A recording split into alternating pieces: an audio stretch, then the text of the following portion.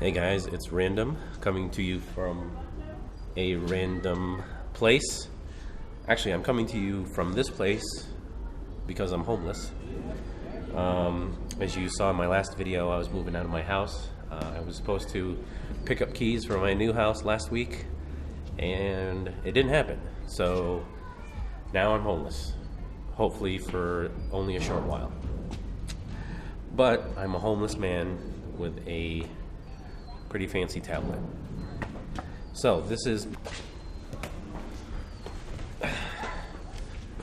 my 1 month review of the Asus Transformer 3 Pro. Got my little list here. The first and most popular question that I received was the fan noise. It is loud. If you're in a lecture hall or a library or some kind of other quiet place where any sort of change in noise will be noticed, you'll be noticed. So just keep that in mind for those of you, that have tablets and things like that. Fanless solutions, those are probably better in those scenarios. So keep that in mind. Just to remind everybody, this particular unit is using the Core i7-6500U CPU with the 16 gigs of RAM. How's the performance for me? I guess the most hardcore or the most intensive thing that I use it for is Blender for rendering these videos, and I'd say it performs just as good, about on par with my MacBook Air, which I don't have anymore, and more on that to come. Just to answer another one of the forum questions, I bought this at Costco. So just to let everyone know. The pen, I'm not a pen user myself. I think you saw in my previous video that there was some lag issues. I found those issues to have, for the most part, they don't come up so often. They will still come up if you're being pretty intensive, but that's when I'm running, multiple VMs, or I'm running multiple intense, Blender processes, and I want to run some other things at the same time. Also, another thing to note about the power, the utilization, the strength of the power goes down tremendously once you reach 10%. So I think this is typical for Windows 10 machines. When you hit 10%, the battery saver feature, no matter how you set it up, and this goes for this unit as well, no matter how you set it up, once you hit 10%, it's going to throttle pretty much everything. So even opening a video clip, browsing the internet to very simple websites, it's going to be slow. So just keep that in mind when you're hitting below 10% power. Now that we're talking about power, I want to say that I get about 4 to 6 hours of unplugged time on a single charge. And a charge takes anywhere from an hour to 2 hours.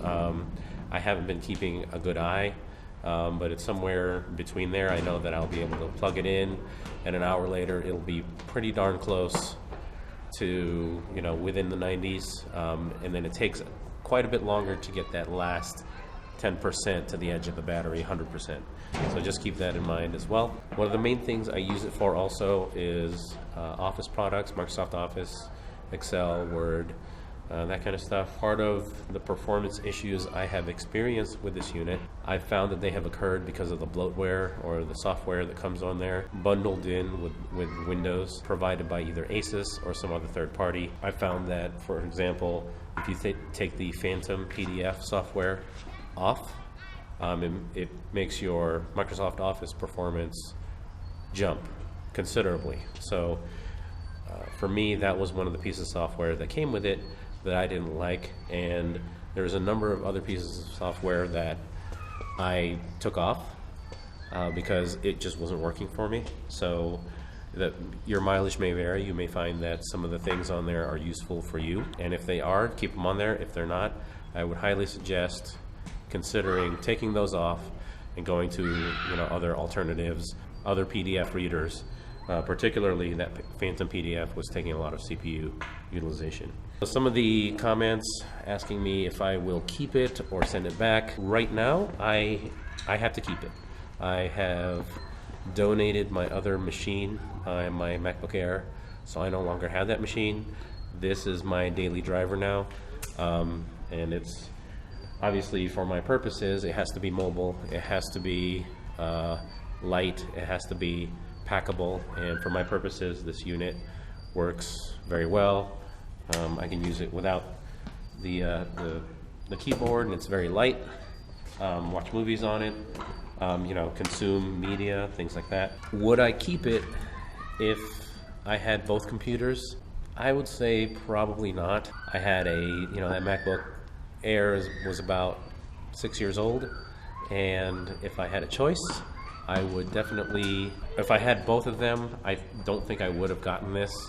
But now that I do have it and I have to have it, I'm glad I got this as opposed to some other tablet like a Surface. I think I would have liked the Surface, but it's just a cost premium that I couldn't afford for the configuration that's on here. 16 gigs RAM, Core i7, 512 on the SSD. It is some generic SSD. It's not a Samsung or some other well-known name. I'll post a link to what I think, based on the BIOS, what I think the hard drive is. I'll post a link in the comments.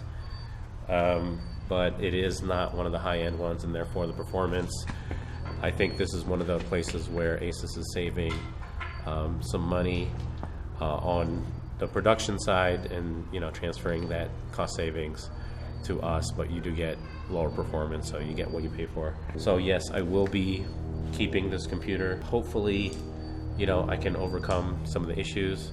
I've talked to Asus, and everything that is here is within the parameters of what they recommend or what's there. So as far as I can tell, it works fine. Fan is a little loud, but for someone in my situation, or perhaps a college student who's on a budget but wants the power, this is where you're going to end up. So hope you like my review, and we'll see you next time.